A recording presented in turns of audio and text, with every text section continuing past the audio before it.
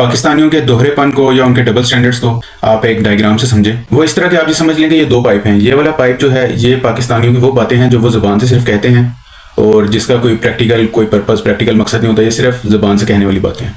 और दूसरा ये वाला पाइप आप ये समझ लें कि ये वो चीज़ें हैं जो वो असल में करते हैं। अब ये वाला पाइप जो है ये बिल्कुल खाली है और इसकी बिल्कुल खोखला पाइप है, इसमें कुछ भी नहीं है। और इस पाइप में उनकी सारी जो प्रैक्टिकल चीज़ें हैं वो फ्लो कर रही हैं। मिसाल के तौर पे इस पाइप में वेस्ट बुरा है, मगरिब हमारे खिलाफ साजिश कर रहा है, यहूद व नसारा की साजिश है। और इस पाइप में यार कोई वेस्ट का वीज़ा दिलवा दो, वेस्ट जाने को, यूके जाने को, यूएसए जाने को, यूरोप जाने को अपनी कामयाबी समझना, वो इस पाइप में फ्लो करेगा।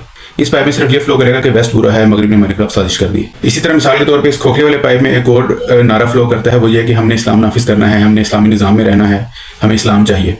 और ये जो प्रैक्टिकल पाइप है इसमें ये चीज़ फ्लो करती है कि जिधर को थोड़ा बहुत इस्लामी निज़ाम होता है, जिधर मुसलमान होता है, वहाँ से ये भागकर गोरों के मुल्कों में जाने को तरजीह देते हैं। तो ये इनका प्रैक्टिकल पाइप है, ये खोखला पाइप जिसमें सिर्फ इस्लाम के नाफिज करने के नारे हैं।